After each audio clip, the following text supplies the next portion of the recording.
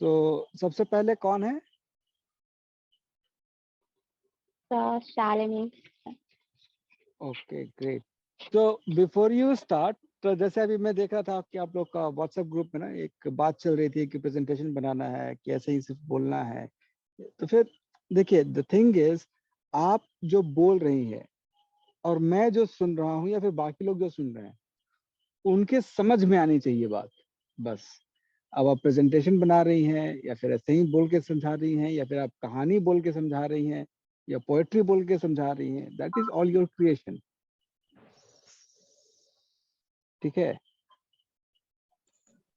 Okay sir, मैंने sir हाँ, सारे पॉइंट्स को समझकर उसको बस थोड़ा हिंदी एक्सप्लेन कर लिया है बस। Good, nice. Yes, we can start.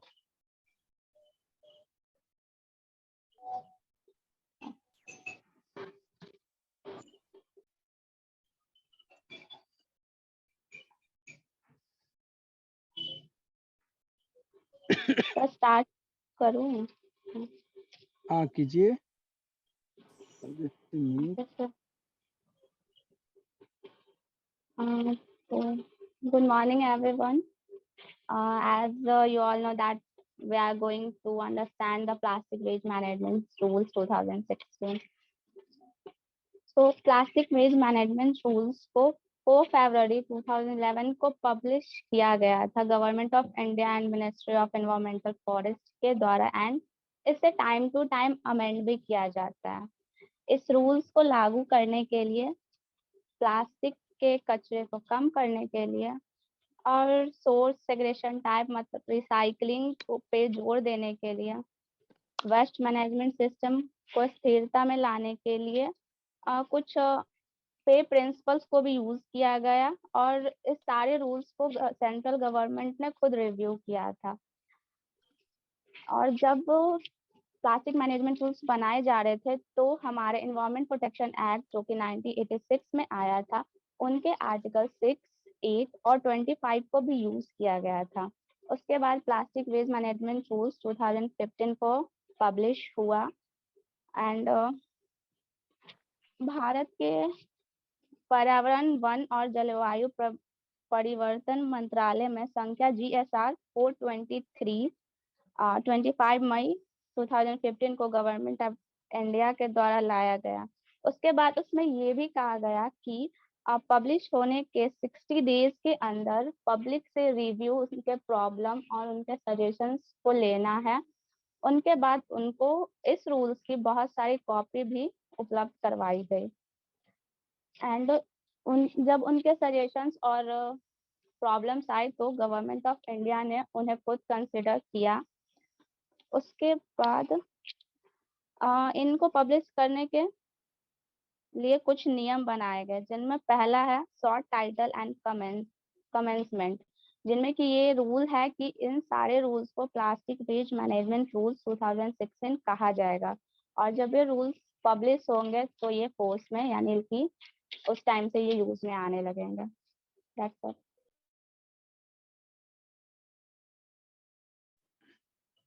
Is that all?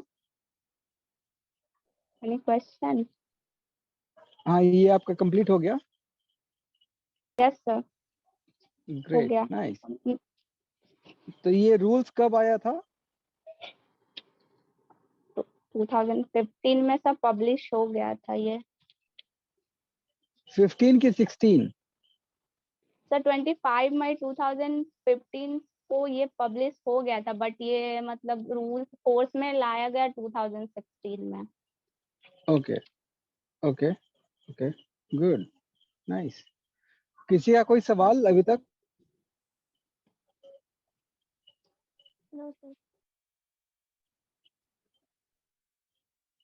कोई सवाल नहीं?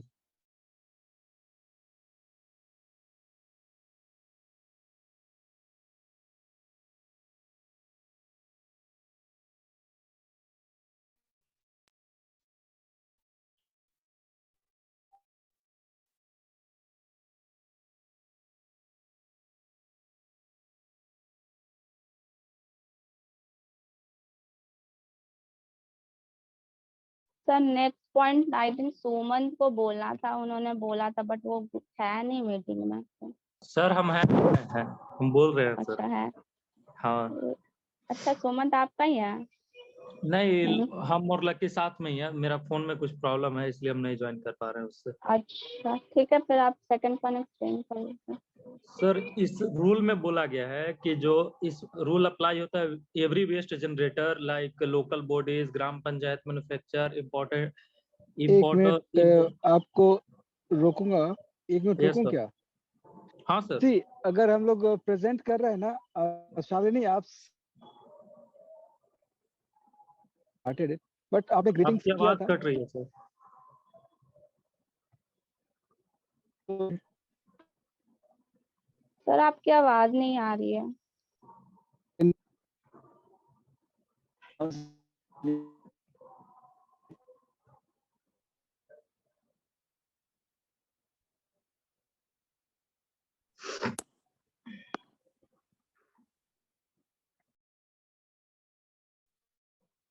Sir you are not Audible.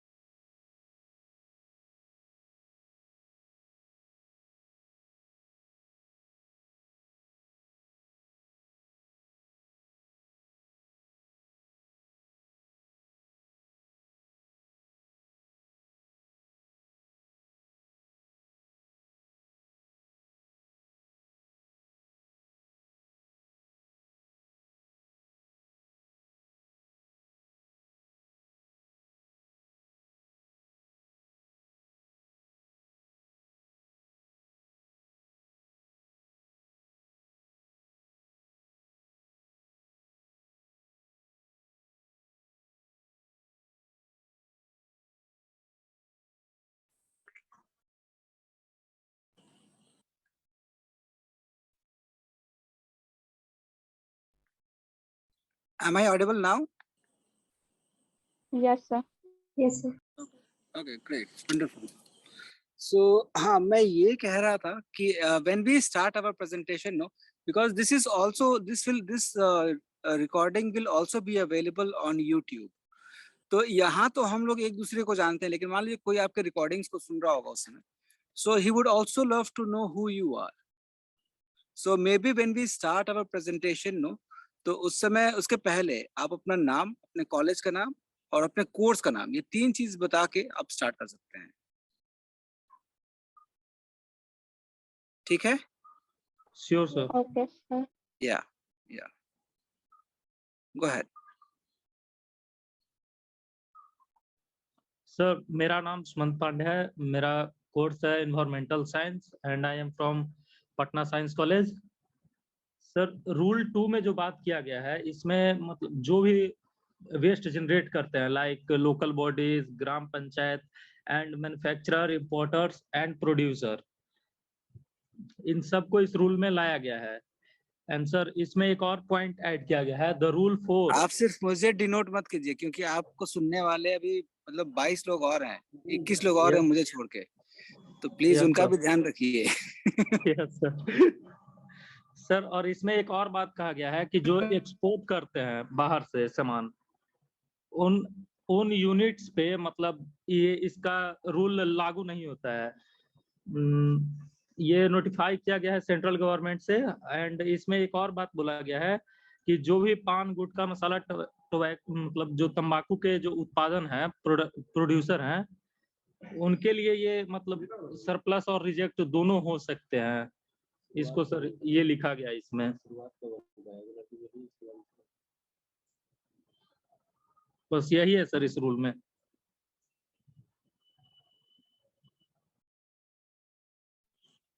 Okay. Next. Hello everyone. Myself Neetu Shah. I am from Magad Mahila College and my course is Zoology Honors. So ये point 3 में दिया गया है definitions के बारे में जो कि इस रूल बुक में जितने भी टर्मिनोलॉजी यूज किए गए हैं उसके डेफिनेशंस बताए गए हैं।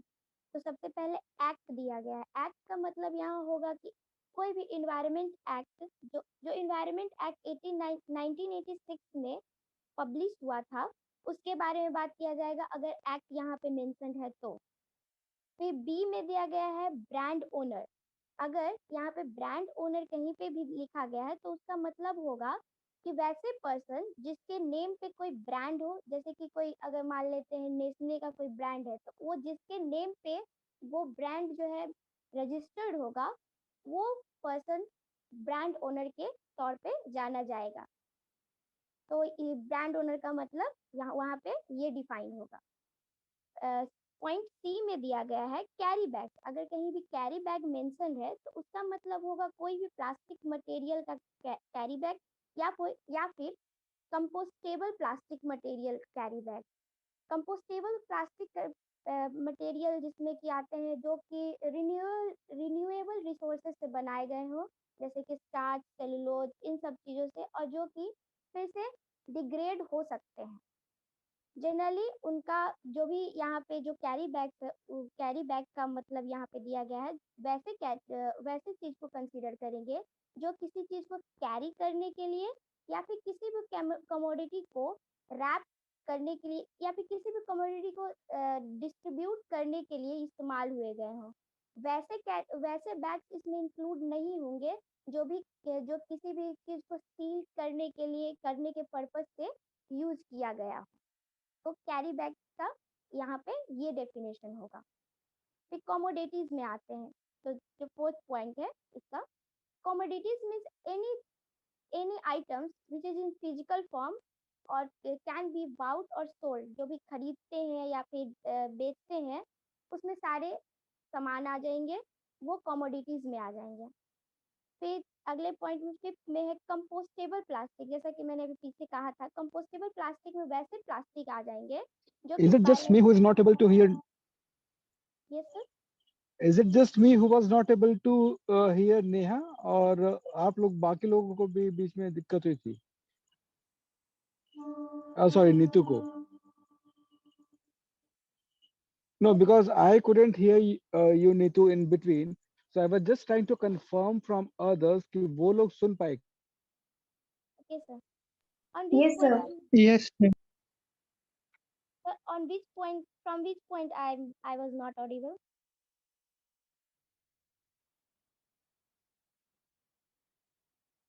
Hello?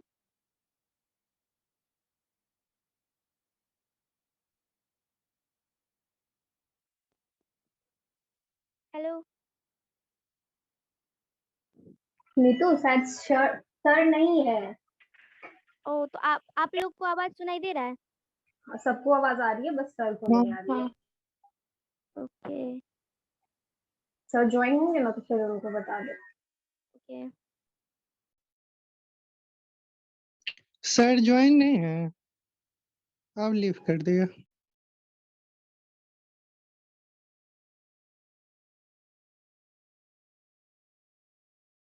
तो आप लोगों को आवाज जा रहा था मेरा? हाँ, आप आ रहा है, सर को नहीं जा रहा था। हाँ, मैं तरमित्रा में हूँ और यहाँ पे थोड़ा नेटवर्क का इशू है, सो उसके कारण से दिक्कत हो रही होगी। Anyways you can continue and I am sorry for interruption in between. Sir तो किस पॉइंट से फिर से मैं स्टार्ट करूँ जो आप नहीं सुन पाए हो? May be you can start, वो कॉमोडिटी वाला था ना? Carry bag, commodity. नहीं, ओके हाँ या हाँ, तो कमोडिटीज सेक्शन, अगर कहीं भी कमोडिटीज वर्ड यूज किया गया है तो उसका मतलब ये होगा कि कोई भी सामान जो हम खरीदते हैं या फिर बेचते हैं, जो भी मार्केटेबल सामान है, जो भी फिजिकल फॉर्म में है, वैसे सारे सामान जो कमोडिटीज के अंदर इंक्लूड होंगे। फिर अगले पॉइंट ई में है कंपोस्टेबल प्लास्टिक। वैसे प्लास्टिक जो कि डिग्रेडेशन प्रोसेस में जा सकते हैं, यानी डिग्रेड हो सकते हैं बायोलॉजिकल प्रोसेस के थ्रू, और वो डिग्रेड होकर के क्या बनाएंगे? कार्बन डाइऑक्साइड, वाटर और एनी कोई भी इनऑर्गेनिक कंपाउंड जो कि जा करके फिर से हमारे इन्वायरमेंट में मिक्स अप हो जाएंगे। तो वैसे वैसे वैसे मटेरियल से बने हुए प्लास्टिक को कंपोस्टेबल प्लास्टिक कहते हैं। जनरली ये प्लास्टिक कोई टॉक्सिक प्रोड्यूस नहीं करता है हमारी इन्वायरमेंट में, कोई भी विजिबल ट्रेस नहीं छोड़ता है। आप मतलब ये कंफर्मली मतलब कि ये इन्वायरमेंट में फिर से वो जा करके एडजस्ट हो जाएगा। इस तरीके के प्लास्टिक को कहेंगे कंपोस्टेबल प्लास्टिक। फिर कंसेंट, कंसेंट का मतलब होता है टू अग्री और अलाउ। कोई भी अगर जैसे कि कोई भी एक्ट है, कुछ भी है जो गवर्नमेंट अलाउ करती है, अकॉर्डिंग जो ऑपरेट करता है, जो कोई भी कंसर्न गवर्नमेंट हो, जो पॉल्यूशन कंट्रोल बोर्ड का हो या फिर water prevention control pollution act के अकॉर्डिंग, या फिर air prevention and control pollution act 1981, ये सारे जो एक्ट है जिस चीज को एग्री करते हो वैसे चीज के बारे में अगर कहा जा रहा है तो वहाँ पे जो टर्मिनोलॉजी यूज होगी कंसेंट यूज होगी। फिर आगे है डिसइंटीग्रेशन। डिसइंटीग्रेशन मतलब होता है जनरली फ्रेगमेंटेशन या ब्रेकडाउन। किसी भी जैसे हम लोग इसका इस्तेमाल करते हैं किसी चीज के फ्रेगमेंटेशन के लिए, तो कहीं भी अगर किसी चीज का फ्रेगमेंटेशन के बारे में बात हो रहा होगा तो कहेंगे उसके लिए वहाँ पे यूज होगा डिसइंटीग्रेशन किसी भी मटेरियल का। फिर है अगला पॉइंट है एच, जिसमें कि कहा जाता है एक्सटेंडेड प्रोड्यूसर रिस्पॉन्सिबिलिटी। इसका मतलब होता है कि कोई भी प्रोड्यूसर अपना जो प्रोडक्ट बना रहा है उसके उसका रिस्पॉन्सिबिलिटी ये होगा कि वो इन्वायरमेंट साउंड मैनेजमेंट करे। इन्वायरमेंट साउंड मैनेजमेंट मतलब होता है कि ऐसे प्रैक्टिसेस जो कि आपका जो प्रोडक्ट है उसको वो कंप्लीटली उसका जो कलेक्शन का, डिस्पोजल का, ट्रांसपोर्ट करना, मतलब उसको पूरा ध्यान रखे कि ये अगर मार्केट में प्रोड्यूस हो रहा है तो उसका प्रॉपर डिस्पोजल हो जाए, जिससे कि वो इन्वायरमेंट में कोई हार्म या फिर एज अ वेस्ट वो कंसीडर न, मतलब एज अ वेस्ट वो फैले नहीं, या फिर जनरली कहेंगे कि वो ऐसा वो उस जो बना रहा है प्रोड्यूसर उसको इन सब बातों का ध्यान रखना होगा कि ये आगे जा करके बेस्ट की तरह ना एक्ट करे। तो इसकी अगर उसके लिए यहाँ पे ये वर्ड यूज होगा extended producer responsibility. It is the responsibility of the producer. Food stuff anything which is processed and packed. कोई भी चीज जो प्रोसेस फूड हो, पैक्ड फूड हो, जो आप जो सॉलिड के फॉर्म में हो, सेमी सॉलिड हो, पाउडर हो, लिक्विड हो, ऐसा प्रोडक्ट जो उसको कहेंगे फूड स्टफ।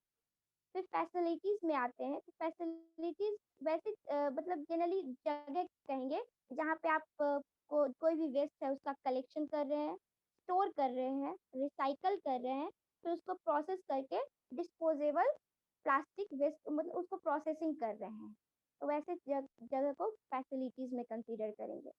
फैसिलिटी का मतलब ये होगा। फिर इम्पोर्टर, इम्पोर्टर मीन्स आता है जो इम्पोर्ट कर रहा है अपने सामान को, that will be the importer. जिसके पास कोई इम्पोर्टर कोड नंबर होगा उसको वो इम्पोर्टर में कंसीडर किए जाएंगे। तो मुझे यहीं तक एक्सप्लेन करना था। Thank you. Any question sir? Hello hello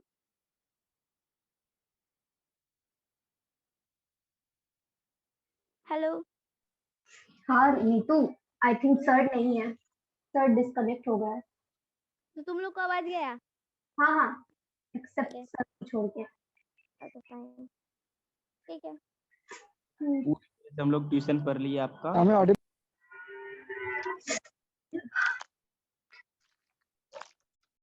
Am I audible now? Yes sir. Yeah. हाँ बोलिए नीतू। या सॉरी या सर आप सुन पाए कि नहीं? हेलो गो है, आपकी आवाज आ रही है? सर, आप जो मैंने बोला सुन पाए कि नहीं? कहाँ सुना था, एक मिनट बता रहा हूँ।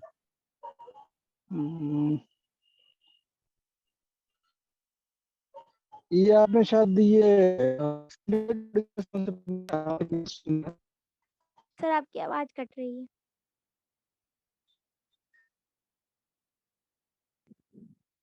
हेलो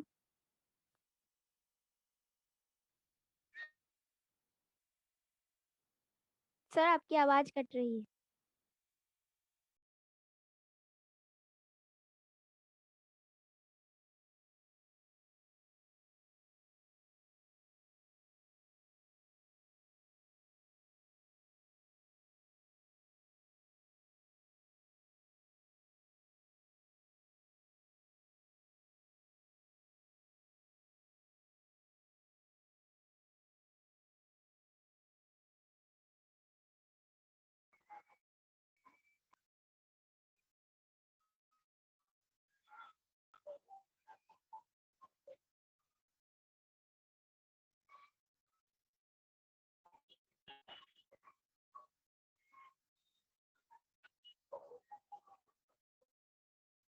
नेक्स्ट टर्न किसका था? मतलब किसका है?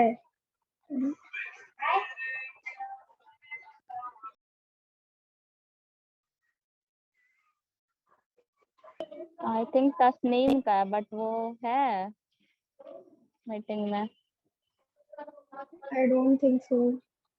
नहीं है, सब बोल के गायब हो गए हैं।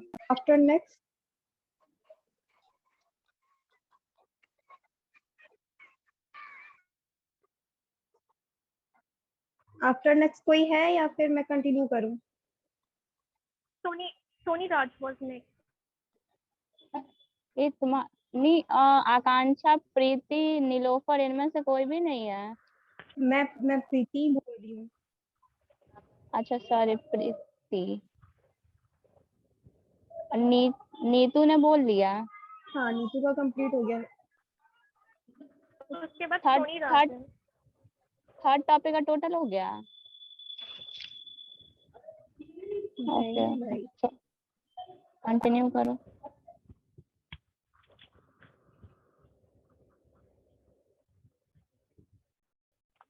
मैं एक्सप्लेन कर दूं पूरा?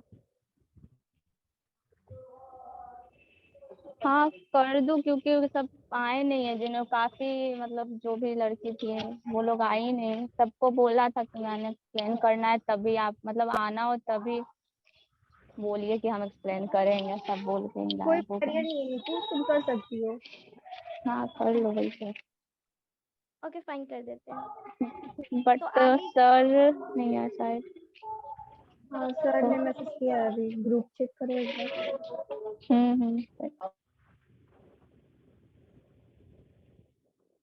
तो मैं कर देती हूँ आगे का एक्सप्लेन। तो next point is the institutional based generator. इसमें इंक्लूड होंगे कोई भी इंस्टीट्यूशन लाइक स्कूल, कॉलेज, कोई सेंट्रल गवर्नमेंट डिपार्टमेंट, कोई भी ऑर्गेनाइजेशन जो कि वेस्ट जनरेट कर रहे हैं, तो उनको उनके लिए टर्मिनोलॉजी यूज होगी इंस्टीट्यूशनल वेस्ट जनरेटर। फिर the next is manufacturer. Manufacturer में वैसे एजेंसीज और कोई भी पर्सन होंगे, इंक्लूड होंगे, जो कि कोई भी प्लास्टिक रॉ मटेरियल यूज कर रहे हो और उसको यूज यूज कर रहे हैं और उसको प्रोड्यूस कर रहे हैं।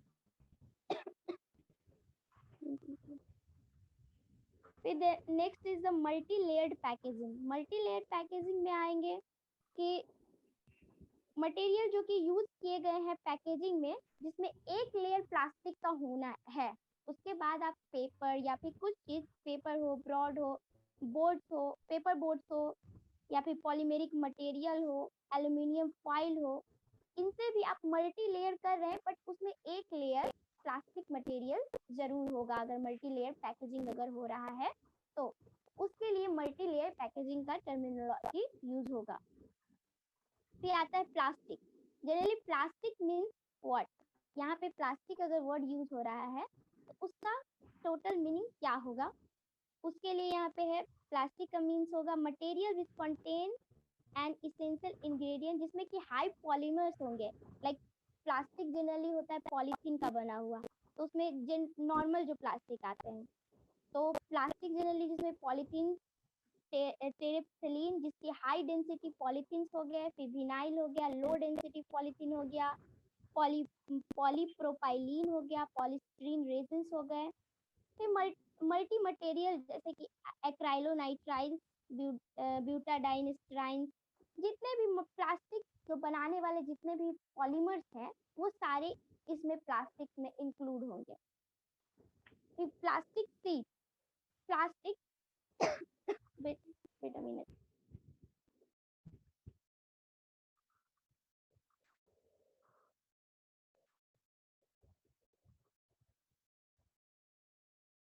Sorry for the interruption. Plastic seed में वैसे मटेरियल जो कि प्लास्टिक जो सीड के फॉर्म में होंगे उसके लिए प्लास्टिक सीड टर्म यूज होंगे। Hello hello, any problem? नहीं कंटिन्यू करें।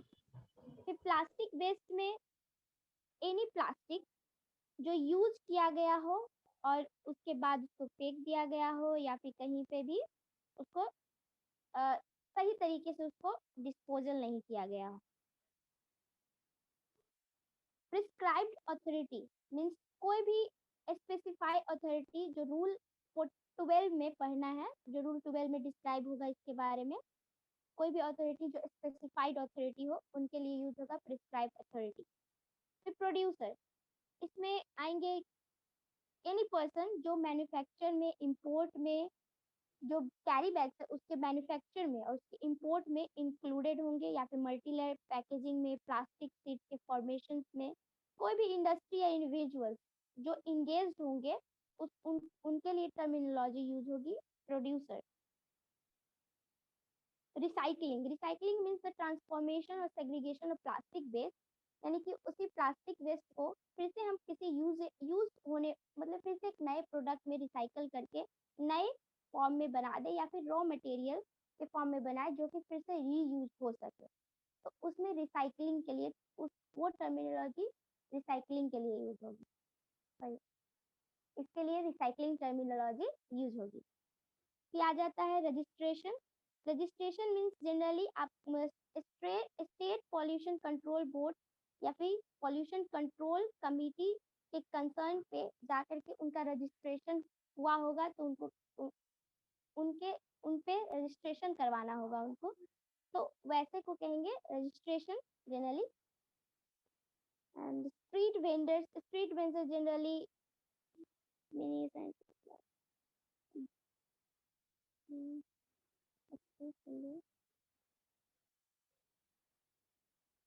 स्ट्रीट वेंडर उनके लिए यूज होगा जो क्लास 1 में सब सेक्शन 1 एंड सेक्शन 2 में स्ट्रीट वेंडर के सेक्शन में आते हैं।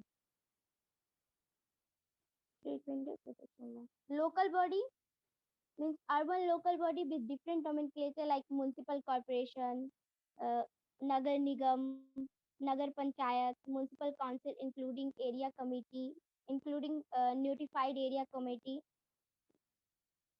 किसी कोई भी लोकल बॉडी में वो लिमिटेड नहीं होंगे। जनरली जो ये कॉर्पोरेशन, म्युनिसिपल कॉर्पोरेशन, ये सब जो है ना वो लोकल बॉडी के अंदर आएंगे। प्लीज इसके आगे कोई एक्सप्लेन कर दो तो जरा। हम करते हैं। I have some problem. Okay. Hello everyone. I am Priti from Magan Mehla College and Botany Department. Going to explain some points. Virgin plastic. Virgin plastic means मतलब ऐसे प्लास्टिक मटेरियल है जो कि वो सब्जेक्टेड नहीं है और ज्यादा अर्लियर में यूज नहीं किए जाते और वो ब्लेंड नहीं होते स्कार्प और ये और भी कोई कई कैसे भी वेस्ट में। ठीक है, वेस्ट जनरेटर क्या है? तो वेस्ट जनरेटर वो इंक्लूड करता है हर एक पर्सन को और ग्रुप ऑफ पर्सन में, जैसे कि इंस्टीट्यूट और रेसिडेंटल्स और कमर्शियल एस्टेब्लिशमेंट में होता है, इंक्लूड करता है वो इंडियन रेलवे, एयरपोर्ट्स और port and harbour and defence established which generate a plastic waste. इन सारे जो है वेस्ट जनरेटर को एस्टेब्लिश करते हैं एक प्लास्टिक वेस्ट में। Sorry, waste generator, okay.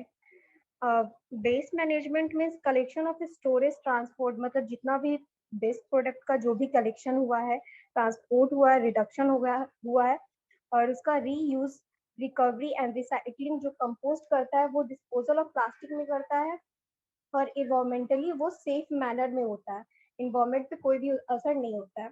Waste picker means individual जो एजेंसी है वो ग्रुप को अलग अलग डिवाइड में वॉलंटियर में वो इंगेज करता है और ऑथराइज करता है picking of recycling plastic waste. जितने भी ये रिसाइकलिंग प्लास्टिक वेस्ट है उन सबको फिर से वो ये यूज करते हैं, रिसाइकल करते हैं और उसको बनाते हैं। बस सॉल्व हो गया।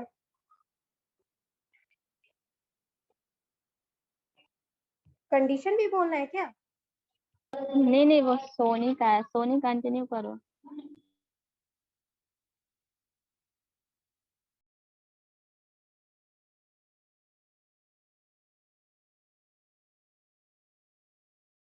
सोनी सुन रही हो? हेलो, क्या मैं ऑडिबल हूँ? स्टार्ट करो। कि मैं सोनी राज हूँ फ्रॉम मगध महिला कॉलेज, और मेरा जो टॉपिक है वो कंडीशंस है प्लास्टिक वेस्ट मैनेजमेंट रूल्स में। तो इसमें जो प्लास्टिक वेस्ट मैनेजमेंट रूल्स है ये मिनिस्ट्री ऑफ एनवायरनमेंट, फॉरेस्ट और क्लाइमेट चेंज की द्वारा प्रोवाइड किया गया। इसके अंदर बेसिकली ये कुछ रूल्स बताए गए जो हम लोग कैरी बैग, प्लास्टिक शीट्स या फिर प्लास्टिक कवर्स यूज करते हैं कि उनको किस तरह के एलिमेंट्स यूज किए जाने चाहिए, और ये बेसिकली ये प्लास्टिक प्रोडक्ट जो होते हैं वो स्टोर करने के पर्पज से यूज सॉरी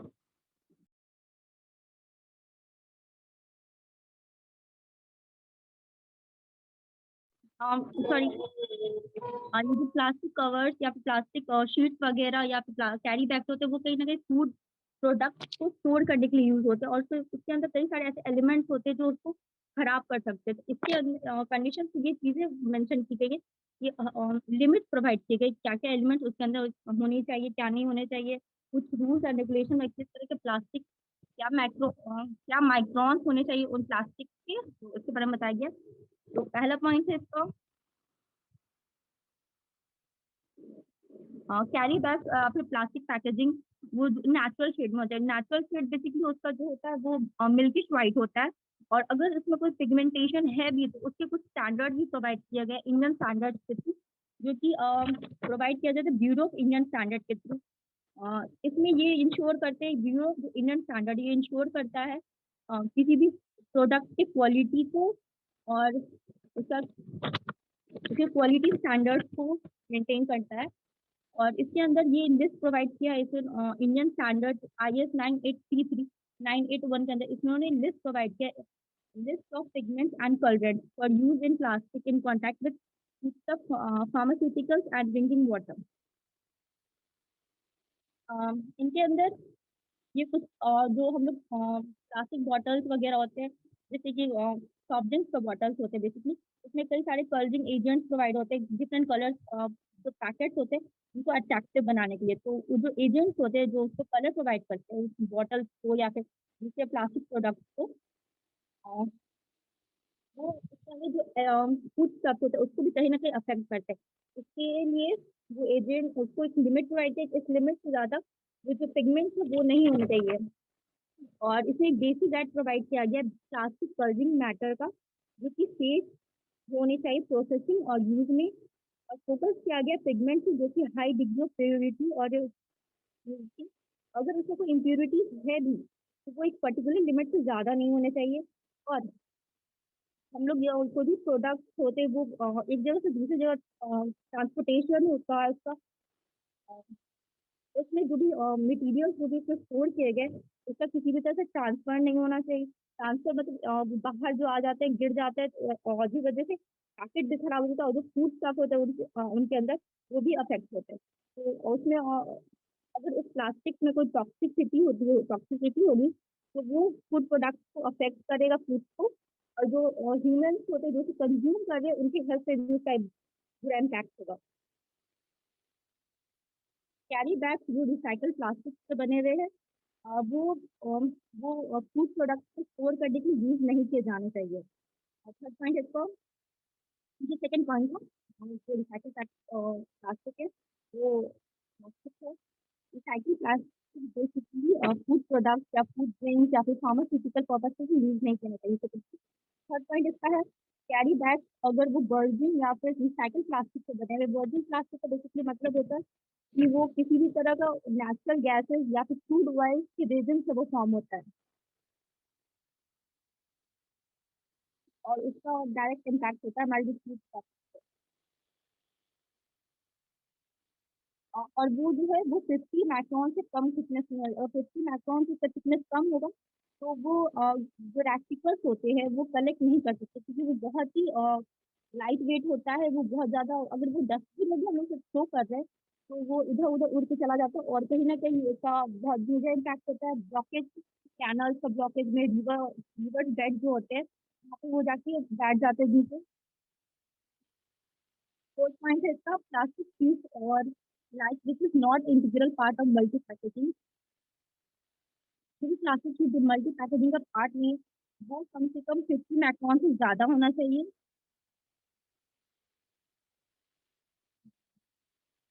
तो मैन्युफैक्चरर है वो कोई भी ऐसे प्रोडक्ट प्लास्टिक प्रोडक्ट को वो आदमी ज़्यादा सेल नहीं कर सकता जो भी सेल नहीं कर सकता जो कि रिसाइकल्ड हो या फिर वो पॉल्यूशन कंट्रोल बोर्ड के अंदर रजिस्टर्ड ना हो या फिर पॉल्यूशन कंट्रोल कमेटी के अंदर। थैंक यू मेरा दोस्त।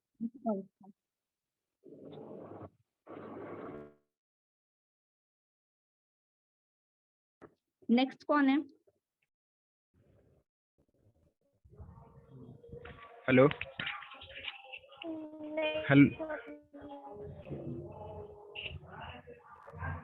Hello everyone, I am Vikas Khan from Patna science college, environmental science department. My topic is condition. Sachet using plastic material shall not be used for storing, packing or sell gutkha, tobacco and पान मसाला। मतलब इसमें जो भी मतलब आजकल जो भी packet आ रहा है जैसे स्नैक्स, गुटखा, पान मसाला जो भी प्लास्टिक के पैकेट में बंद होके आ रहा है, जैसे कि आजकल दूध भी हो रहा है, दूध भी प्लास्टिक के पैकेट में आ रहा है, ये सब नहीं होना चाहिए। Recycling of plastic waste cell conform to the India standard 1453-4 in 1984 titled as a guideline for recycle of plastic as amendment for time to time। मतलब जो इंडिया स्टैंडर्ड है गाइडलाइन बनाया है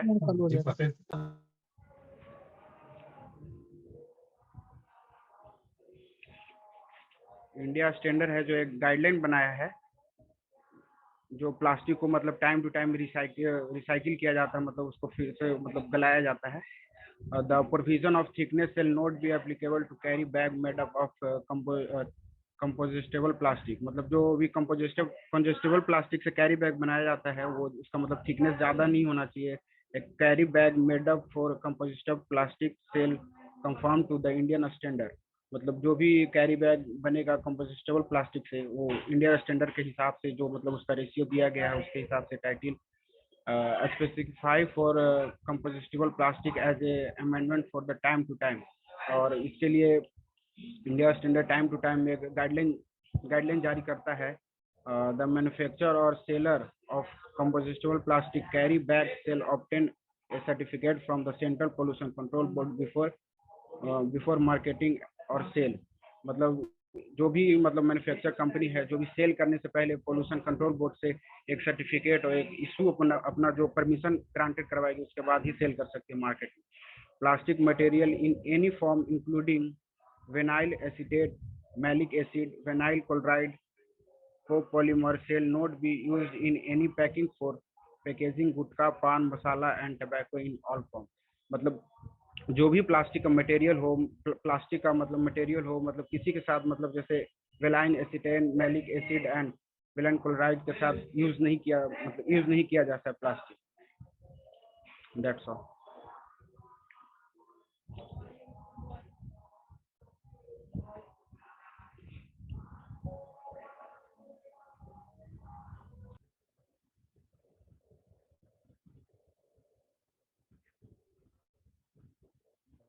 हो गया। Next is my topic. Yeah, next is my topic. I'm Khushi from Patna Women's College, and currently I'm doing English honors. My topic for today is plastic waste management, and I will mainly talk about 4 points regarding plastic waste management. First point is that plastic waste which can be recycled, it shall be channelized to registered plastic waste recyclers. इसका मतलब ये है कि जो भी plastic waste है, जैसे जो रिसाइकल हो सकता है, उसे हमें रिसाइकल करना चाहिए. एंड मैं इसके लिए कॉमन सा एग्जांपल भी देना चाहूंगी. जैसे बहुत लोग क्या सबके दूध आता है, दूध का पैकेट आता है, तो वो जो दूध हम ले लेते हैं एंड जो पैकेट होता है, तो मेरे घर पे क्या होता है कि हम पैकेट को कलेक्ट करते हैं 2 to 3 मंथ, जब बहुत ज़्यादा कलेक्ट हो जाता है तब उसे रिसाइकल कर देते हैं. तो जो चीज़ें हम रिसाइकल कर सकते हैं उसे हमें रिसाइकल करना है. Second point is local bodies shall encourage the use of plastic waste, preferably the plastic waste which cannot be further recycled, for road construction as per Indian Road Congress guidelines, and it should be used for energy recovery or waste to oil, etc. जो भी plastic waste है जो recover मतलब जो recycle नहीं हो सकता है, उसे हमें रोड कंस्ट्रक्शन में यूज करना चाहिए according to Indian road congress guidelines. And हम उससे एनर्जी एंड जो प्लास्टिक वेस्ट है जो रिसाइकेबल नहीं है, उसे हम एनर्जी रिकवरी में भी यूज कर सकते हैं. Third point, thermoset plastic waste shall be processed and disposed of as per the guidelines issued from time to time by the Central Pollution Control Board. तो पहला थर्मोसेट प्लास्टिक वेस्ट क्या होता है? वो प्लास्टिक वेस्ट जो बहुत ज़्यादा extreme conditions में रहने के कारण जो स्ट्रक्चर है उसका टेम्परेचर नहीं हो सकता है, वो रीमोल्ड नहीं हो सकता, ना हम उसे किसी और फॉर्म में चेंज कर सकते हैं. तो उस तरह के प्लास्टिक को क्या है, हमें उसे डिस्पोज करना है, प्रॉपरली उसे डिस्पोज करना है. Fourth point, the inert from recycling or processing facilities of plastic waste shall be disposed of in compliance with the solid waste management rules. इसका मतलब है कि जो हमने जैसे प्लास्टिक वेस्ट जो रिसाइकिल किया, रिमोल्ड किया, जो भी किया, उसका जो भी यूज किया, तो उसके बाद जो इनर्ट सब्सटेंस या पार्टिकल्स जो रह जाते हैं, वेस्ट पार्टिकल्स, उसे हमें डिस्पोज करना है सही ढंग से. या my part is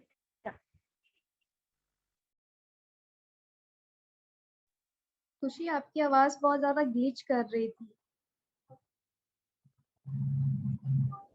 okay.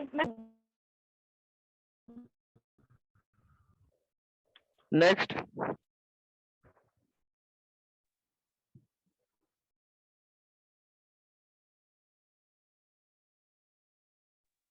Who is the next?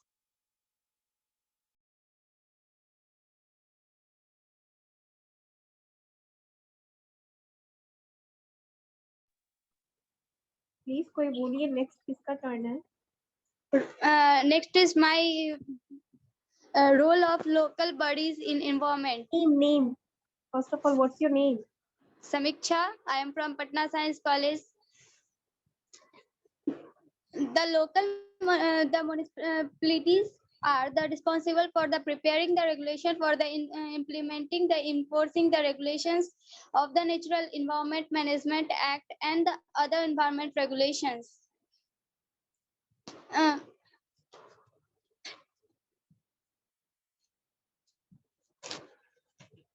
Every local bodies shall be responsible for development and setting the infrastructures of segregation, collection, storage and transportation, processing. इसका मतलब है कि जो भी लोकल बॉडीज है उसको उसके प्लास्टिक वेस्ट को अलग अलग कलेक्ट करेंगे, स्टोर करेंगे, ट्रांसपोर्ट करेंगे और डिस्पोजल करने के लिए खुद को और हमारे खुद या एजेंसी को शामिल करेंगे उसके विकास के लिए. और नेक्स्ट पॉइंट है the local body waste management system की स्थापना, संचालन और कोऑर्डिनेशन को करने के लिए जिम्मेदार होता है। थर्ड है कि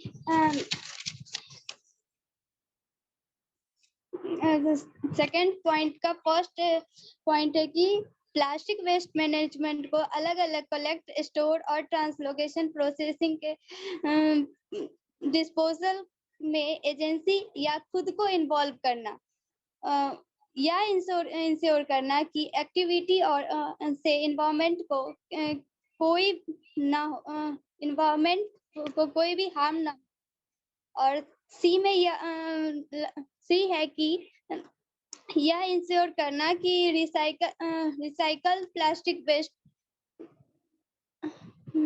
जो रिसाइकल प्लास्टिक वेस्ट होता है उसे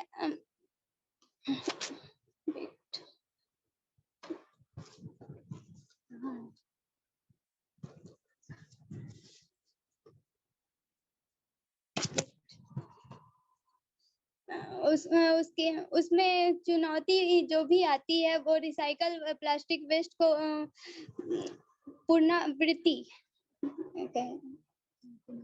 और फोर्थ है कि जो भी जिस भी प्लास्टिक वेस्ट रिसाइकल नहीं किया जिस भी प्लास्टिक वेस्ट को रिसाइकल नहीं किया जा सकता है उसको प्रोसेसिंग या डिस्पोजल नहीं किया जा सकता है, उसे उसका अकॉर्डिंग टू एसपीसीबी सीपीसीबी के गाइडलाइन के तहत। फोर्थ है कि यह इंश्योर करना कि सीपीसीबी द्वारा दिशा निर्देश के अनुसार प्लास्टिक वेस्ट का प्रोसेसिंग और डिस्पोजल करना। फिफ्थ पॉइंट है कि सभी के बीच उनकी जिम्मेदारियों के बारे में जागरूकता पैदा करना कि हम किसी तरीके से अपने आने वाले जनरेशन के लिए प्लास्टिक वेस्ट से अपने इन्वायरमेंट को नुकसान ना पहुंचाएं।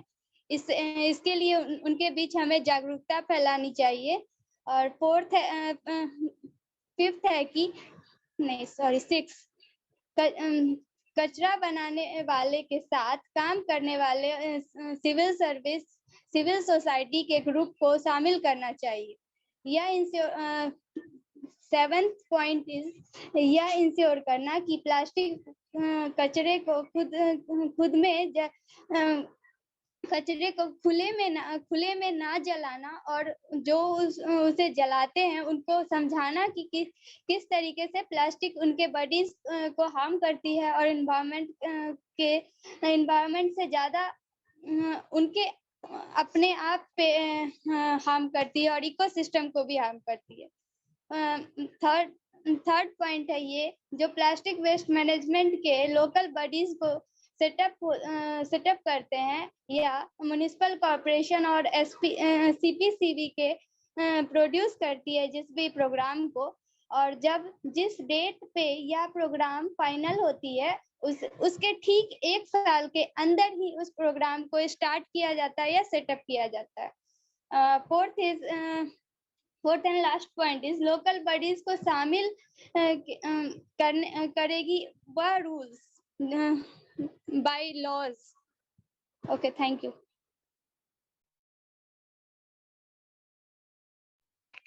Hello everyone. हेलो, क्या मुझे सुन पा रहे हैं सभी लोग? हाँ। अच्छा, थैंक यू। अच्छा, हम लोग आज एक ये मीटिंग में है तरुमित्रा की मीटिंग में, और हम लोग एक टॉपिक डिस्कस कर रहे हैं। वो ministry of environment and forest and climate change department ने एक नोटिफिकेशन जारी किया था 18 मार्च 2016 में। तो उसी के कुछ पॉइंट्स हम लोग डिस्कस कर रहे हैं, जिसमें मुझे पॉइंट मिला है रिस्पॉन्सिबिलिटी ऑफ ग्राम पंचायत। अच्छा, कोई बताएंगे ग्राम पंचायत वर्ड सुन के हम लोग के माइंड में सबसे पहला वर्ड क्या आता है, कि हम लोग क्या सोच पाते हैं? Rural area. अच्छा, गांव। सीधी सी बात में बोले तो गांव। तो हाँ, और अर्बन एरिया और रूरल एरिया में बहुत सारे डिफरेंस होते हैं। जैसे गांव में और यहाँ शहर में बहुत सारे डिफरेंस होते हैं। गांव में मुखिया होते हैं, वहाँ के अलग प्रशासनिक तरीके होते हैं, मार्केट के अलग होते हैं। लेकिन वेस्ट मैनेजमेंट और प्लास्टिक वेस्ट हो या फिर किसी भी प्रकार के वेस्ट मटेरियल हो, वो हर जगह होते हैं, चाहे गांव हो शहर हो। शहर में ज्यादा होते हैं, गांव में कम होते हैं। तो इसी में ग्राम पंचायत को जो है ना, हर पंचायत को के प्रतिनिधित्व होते हैं, उसको एक अधिकार मिला हुआ है भारत सरकार के मतलब संविधान से, कि वो अपना मतलब अपने पंचायत की स्वच्छता का ध्यान रखने के लिए या तो गवर्नमेंट एजेंसी का मदद ले सकती है, या फिर लोकल जो भी फाउंडेशन हो या फिर लोकल बॉडी जो भी हो, उनसे मदद ले सकते हैं। और उसके माध्यम से अपना वेस्ट मैनेजमेंट क्लीनिस अपने मतलब एरिया का साफ सफाई स्वच्छता का ध्यान रख सके और अपने एरिया को स्वच्छ रख सके। और एजेंसी की मदद से मतलब वैसे तो वेस्ट मैनेजमेंट ढेर सारे वेस्ट मैनेजमेंट होते हैं, प्लास्टिक होते हैं, सूखे हैं, उसमें कुछ गीले कचरे होते हैं, सूखे कचरे होते हैं, जिसको ग्राम पंचायत के लोग कलेक्ट करके उसका यूज नहीं कर सकते हैं, जिसके लिए या तो रिसाइकल सेंटर या फिर किसी एजेंसी से कांटेक्ट करके उसको सेग्रीगेट कर सकते हैं। फर्स्ट ऑफ ऑल कलेक्शन कर सकते हैं, स्टोरेज कर सकते हैं और वहां से ट्रांसपोर्ट कर सकते हैं। प्लास्टिक वेस्ट हो उसको चैनलाइज कर सकते हैं, रिसाइकल कर सकते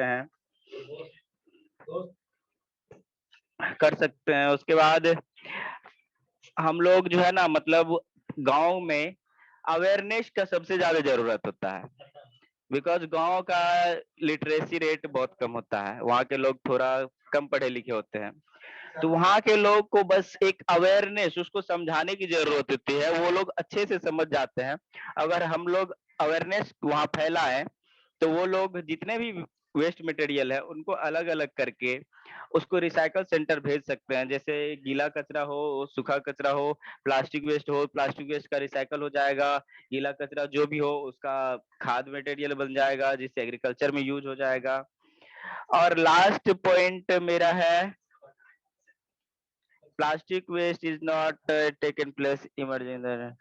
अच्छा, लास्ट पॉइंट है, हम लोग प्लास्टिक मटेरियल जो भी होता है, टायर, प्लास्टिक, कोई भी प्लास्टिक मटेरियल, उसको जलाते हैं ना तो उससे कार्बन मोनोऑक्साइड बहुत ज्यादा मात्रा में निकलता है, जिससे हमारा पर्यावरण तो दूषित होता ही है, साथ साथ इंसान को भी बहुत सारा प्रॉब्लम होता है, सांस लेने में प्रॉब्लम होता है, कैंसर होता है और फेफड़े संबंधित बीमारी होते हैं और बहुत सारे बीमारी होते हैं। तो हम लोग प्लास्टिक बर्निंग ना करें और सभी को ये अवेयरनेस भी करें कि प्लास्टिक बर्न ना करें।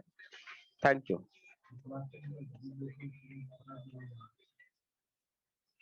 Hello, thank you.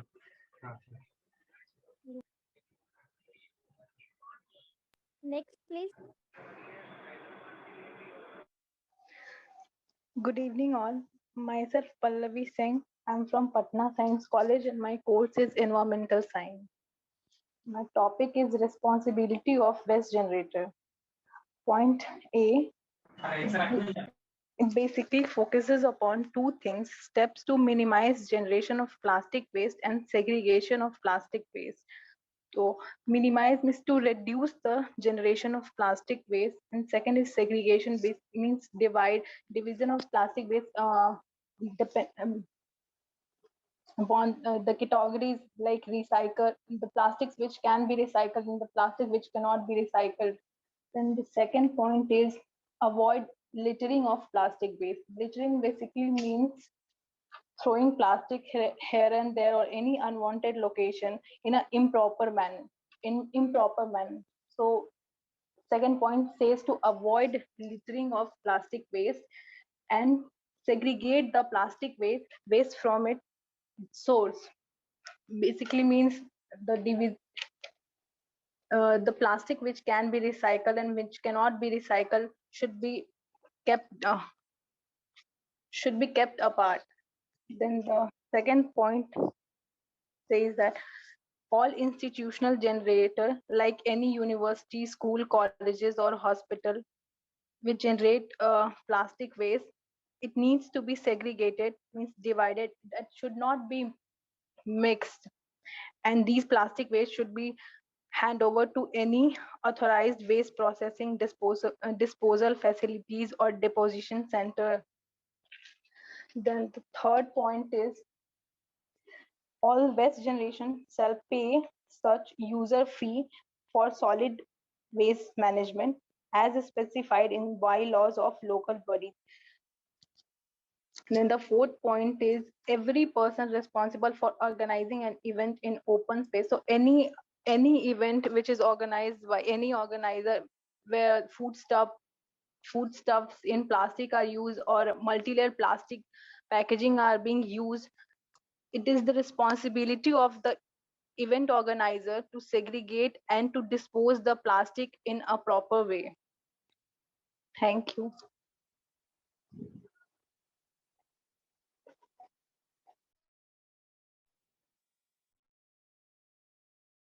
Next. Hello everyone, I'm Nancy and I'm from Magad Mahila College and from Political Science Department. And my topic is responsibility of producers, importers and brand owners. The first point is वैसे producer plastic waste management के rule के according producers को जो भी चीज produce करते हैं उसके रूल्स के अकॉर्डिंग जो पब्लिकेशन करने का टाइम है वो 6 महीने के अंदर ही उसको प्रोड्यूस कर सकते हैं और जो एक्सटेंडेड प्रोड्यूसर होते हैं उनकी ये रिस्पॉन्सिबिलिटी होती है कि जो वेस्ट वो कलेक्ट कर रहे हैं, वेस्ट कलेक्शन जो सिस्टम है उससे जो उनका काम करने का तरीका है और जो स्टेट अर्बन डेवलपमेंट डिपार्टमेंट है उसको या तो वो इंडिविजुअली उस काम में इंक्लूड कर सकते हैं या फिर कलेक्टिवली इंक्लूड कर सकते हैं। और जो इंक्लूड करने अगर वो इंक्लूड करते हैं तो कलेक्टिवली भी कर सकते हैं या फिर इंडिविजुअली भी, और नहीं तो वो किसी डिस्ट्रीब्यूशन चैनल को भी के थ्रू भी इंक्लूड कर सकते हैं या फिर किसी लोकल बॉडीज के थ्रू भी इंक्लूड कर सकते हैं। डिस्ट्रीब्यूशन चैनल में जो मेंबर होते हैं वो हमारे होलसेलर्स, रिटेलर्स, डिस्ट्रीब्यूटर्स ये सब आते हैं, और लोकल बॉडीज में म्युनिसिपैलिटीज और पंचायत आते हैं। सेकेंड पॉइंट इज वैसे मल्टी लेयर प्लास्टिक पाउचेज और पैकेजिंग जिनका यूज हो चुका है, इन सबको कलेक्ट करने की जो रिस्पॉन्सिबिलिटी होती है वो प्रोड्यूसर्स, इंपोर्टर्स और ब्रांड ओनर्स की होती है जो उस प्रोडक्ट को मार्केट में रिप्रेजेंट करते हैं। And the third point is अगर कोई producer non recyclable multi layer plastic का यूज कर रहा है मैन्युफैक्चरिंग में, तो उसको कम से कम 2 साल के अंदर बंद कर देना चाहिए। And the fourth point is producer जो प्रोड्यूसर है जो उस प्लास्टिक को प्रोड्यूस कर रहे हैं उस रूल्स के ऑफिशियल गैजेट में जो उसका पब्लिकेशन का जो टाइम है वो कम से कम 3 महीने के अंदर वो खत्म कर देना चाहिए। स्टेट और यूनियन पॉल्यूशन कंट्रोल बोर्ड जो है वो इसमें अप्लाई कर सकते हैं रजिस्ट्रेशन के लिए, और कोई भी अनरजिस्टर्ड प्रोड्यूसर जो है वो बिना मैन्युफैक्चरिंग के लिए अप्लाई नहीं कर सकता है क्योंकि वो रजिस्टर्ड नहीं होता है।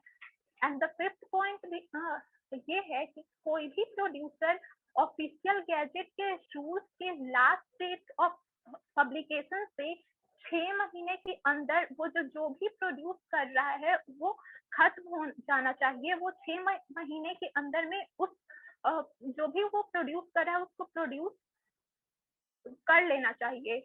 और अगर वो और उसके बाद किसी भी प्लास्टिक का ना तो वो यूज करेगा और ना ही कोई प्लास्टिक से रिलेटेड सामान प्रोड्यूस करेगा। और and the last point is जितने भी प्रोड्यूसर होते हैं उनको कैरी बैग या प्लास्टिक सीट या फिर मल्टी लेयर पैकेजिंग से बने कवर या जो भी बनाने में जितना भी रॉ मटेरियल्स यूज किया जाता है और जो भी वो रॉ मटेरियल्स यूज किए हैं वो उन और जितने भी लोग उस प्लास्टिक से रिलेटेड मटेरियल को बनाने में इंगेज थे उन सब का एक रिकॉर्ड मेंटेन करके उनको रखना होगा। Thank you.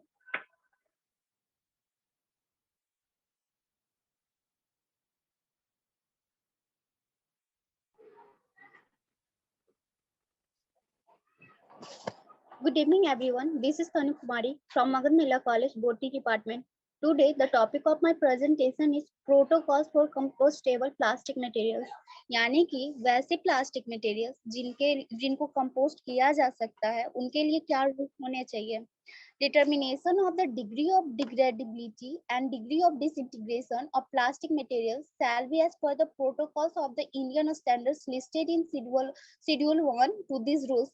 यानी कि कोई भी प्लास्टिक का अपघटन होना यानी कि उसके छोटे छोटे टुकड़ों में टूट जाना और किसके द्वारा टूटना, माइक्रो ऑर्गेनिज्म उसमें हेल्प करता है तोड़ने में, और इस तरह से उनका टूट जाना कि उनका जो प्रेजेंट कॉन्फ़िगरेशन था वो नष्ट हो जाए। तो इसके लिए कुछ रूल्स हैं जो लिस्टेड है शेड्यूल 1 में, जो कि प्लास्टिक सॉलिड वेस्ट मैनेजमेंट 2016 में बनाए गए हैं, उसमें लिस्टेड है।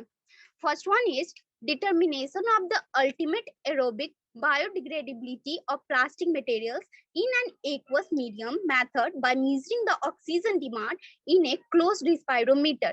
यानी कि किसी भी प्लास्टिक मटेरियल का कितना अल्टीमेट एरोबिक बायोडिग्रेडेबिलिटी होनी चाहिए एक्वस मीडियम में, उसको हम मेजर कर सकते हैं एक क्लोज रिस्पायरोमीटर के अंदर कि उसमें कितना ऑक्सीजन डिमांड चाहिए उस प्लास्टिक मटेरियल के नष्ट होने के लिए।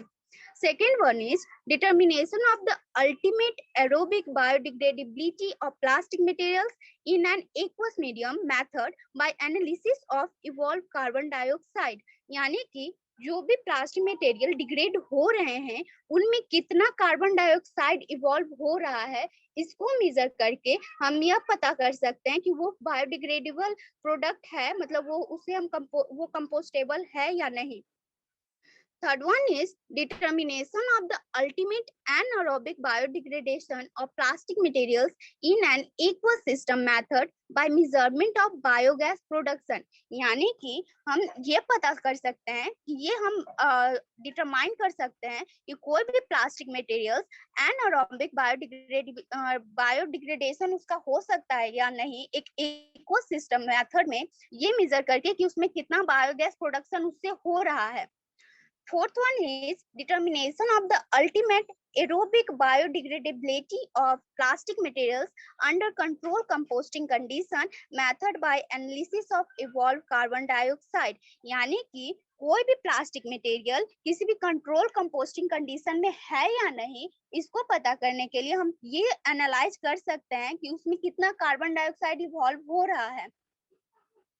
Hello, I am audible? Yes, you are. Yes. Fifth one is determination of the ultimate aerobic biodegradability of plastic materials under control composting condition method by analysis of evolved CO2। इसको हम एक laboratory में एक experiment होता है ग्रेवोमेट्रिक measurement, उसके द्वारा हम यह पता कर सकते हैं कि वो एरोबिक बायोडिग्रेडेबिलिटी शो कर रहा है वो प्लास्टिक मटेरियल या नहीं, मतलब उसमें कितना CO2 जो है वो इवॉल्व हो रहा है। Sixth one is determination of the ultimate anaerobic biodegradation of disintegration under high solid aerobic digestion condition methods by analysis of related biogas। यानी कि उस प्लास्टिक मटेरियल का जो डिग्रेडेशन हो रहा है उसमें कितना बायोगैस उससे रिलेटेड इवॉल्व हो रहा है, निकल रहा है, उसको मेजरमेंट करके हम यह पता कर सकते हैं। Seventh one is determination of degree of disintegration of plastic materials under a defined composting condition in a pilot scale test। Eighth one is plastic determination of ultimate aerobic biodegradability in soil by measuring the oxygen demand in a respirometer or the amount of CO2 evolved। यानी कि कोई भी plastic material soil में degradable है या नहीं है, इसके लिए हम ये कर सकते हैं कि वो प्लास्टिक मटेरियल जब वो डिग्रेडेबल है तो कितना CO2 इवॉल्व हो रहा है, या फिर उसकी डिग्रेडेशन में कितना ऑक्सीजन डिमांड चाहिए, इसको हम डिटरमाइन करके हम यह पता कर सकते हैं कि वो इस प्रोटोकॉल को इस रूल को फॉलो कर रहा है वो प्लास्टिक प्रोडक्ट या नहीं। 9th one is determination of degree of disintegration of plastic materials under a stimulated composting condition in a laboratory। हम laboratory में यह पता कर सकते हैं। Thank you so much।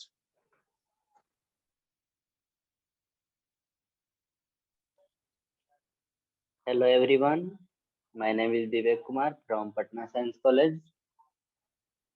मैं पॉइंट नंबर 11 एक्सप्लेन करूंगा। फर्स्ट पॉइंट 11 का इसमें है सभी प्लास्टिक कैरी बैग और मल्टी लेयर पैकेजिंग में ये सारे इंफॉर्मेशन प्रिंटेड होनी चाहिए। पहला है उसमें मैन्युफैक्चरर जो कि प्लास्टिक से जो बना रहे हैं कुछ भी, उनका नाम होना चाहिए, रजिस्ट्रेशन नंबर होनी चाहिए और कैरी बैग की थिकनेस मोटाई उस पर प्रिंटेड होनी चाहिए। और सेकंड है मल्टी लेयर पैकेजिंग के मामले में मैन्युफैक्चरर का नाम होना चाहिए और रजिस्ट्रेशन नंबर होना चाहिए। और थर्ड पॉइंट है कैरी बैग के कंपोजिस्टेबल, अगर कैरी बैग कंपोजिस्टेबल प्लास्टिक से बने हों तो इस मामले में उन मैन्युफैक्चरर का नाम और सर्टिफिकेट नंबर उस पे प्रिंटेड होनी चाहिए। और सेकंड पॉइंट सूरज भैया बताएंगे। Thank you. Hello everyone, I am Uruj Anwar from Patna Science College, Environmental Science Department. And my topic is topic number 11 from Plastic Management Rule 2016, that is marking or labeling. The point number 2 is each recycled carry bag shall bear a label or a mark recycled and shall conform to the Indian standard IS 14534-1998 titled as Guideline for Recycling Plastics. That is, Guidelines of Recycling of Plastics prescribes guidelines to the manufacturers of plastic products with regard to the marking to be used on the finished product in order to facilitate identification of the basic raw materials. Different labels and marks that are on plastic products are as follows. PET, polyethylene terephthalate, the most common thermoplastic polymer resin of the polyester family and is used in fibers for clothing containers for liquids and foods, and thermoforming for manufacturing and in combination with glass fiber for engineering resins. PET is a clear, strong, and lightweight plastic that is widely used for packaging foods and beverages, especially convenience-sized soft drinks, juices, and water. The next one is HDPE, known as high-density polyethylene. HDPE is a hydrocarbon polymer prepared from ethylene petroleum by a catalytic process. It's a kind of thermoplastic which is famous for its tensile strength. Its unique properties can stand at high temperatures. It is commonly used for making toys, drainage pipes, milk containers, soap and shampoo bottles, etc. The next one is vinyl PVC. Polyvinyl chloride is world's third most widely produced synthetic polymers of plastics. About 40 million tons of PVC are produced each year. PVC comes in two basic forms, rigid and flexible. PVC is a versatile material that offers many possible applications. These includes window frames, drainage pipe, water service pipe, medical devices, blood storage bag, cable and wire insulation, roofing membranes, stationary, automotive interiors, etc. The other mark is LDPE, known as low density polyethylene. Low density polyethylene is a thermoplastic made from the monomer ethylene. It was the first grade of polyethylene produced in 1933 by Imperial Chemical Industries using a high pressure process via free radical polymerization. LDPE is widely used for manufacturing various containers, dispensing bottles, wash bottles, tubing, plastic parts of computer components, and various molded laboratory equipments. Its common uses in plastic bags. The other one mark is PP, known as polypropylene, also known as polypropene, is a thermoplastic polymer used in a wide variety of applications. It is produced via chain growth polymerization from the monomer propylene. Manufacturing car batteries, bumpers, interior elements, and cladding are its uses. Packaging material due to its low cost and flexibility. Polypropylene is used in various packaging forms and has replaced traditional materials such as paper, cellophane, and paper. The other mark or point is PS, known as polystyrene. a hard, stiff, brilliantly transparent synthetic resin produced by the polymerization of styrene. It is widely employed in the food service industry as rigid trays, containers, disposable eating utensils, and foamed cups, plates, and bowls are used. All other resins and multi-materials like ABS, acrylonitrile, butadiene styrene, PPO, polyphenol oxide, and PC polycarbonate, etc. Each carry bag made from compostable plastic shall bear a label compostable and shall conform to the Indian standard or ISO 17088-2008, titled as Specification for Compostable Plastic. ISO 17088-2008 specifies procedures and requirements for the identification and labeling of plastics and products made from plastics that are suitable for recovery through aerobic composting. The four following aspects are addressed as biodegradation, disintegration during composting, negative effects on the composting process and facility, negative effects on the quality of the resulting compost, including the presence of high level of regulated metals and other harmful components.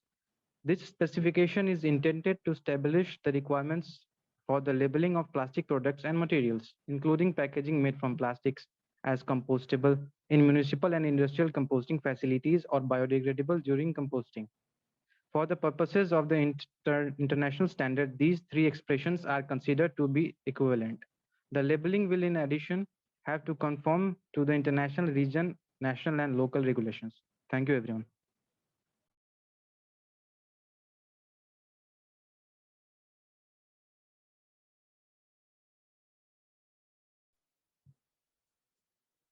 Hello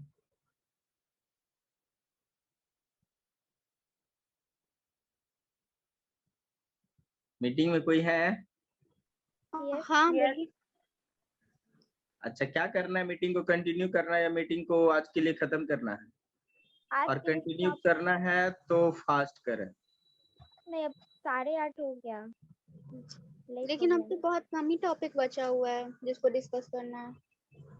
next में हम लोग कर लेंगे। कल भी हो सकता है तो नेक्स्ट में करेंगे, सर भी तो नहीं है ना। तो टॉपिक बचा कौन कौन सा है? 12 और 13? 12, 13, 14, 15, 12 बड़ा टॉपिक है। ये टॉपिक हम लोग कल कर लेंगे। आज के लिए मीटिंग खत्म करते हैं हम लोग। हाँ, सही है। किसी को कोई प्रॉब्लम? नो। कुछ बोलना है? हमको खत्म कर लें तो यार, कल हम नहीं रहेंगे। अच्छा, कल नहीं है मीटिंग और वैसे भी परसों है मीटिंग। हाँ ठीक है, तब परसों होगा। MWF मीटिंग होता है। हाँ ठीक। हाँ, अल्टरनेट। और किसी का कोई सवाल? नहीं, अब हो गया तो मीटिंग ऑफ करें। ठीक, मीटिंग खत्म किया जाए तब। ठीक है, तो लीव कर दे। ठीक है।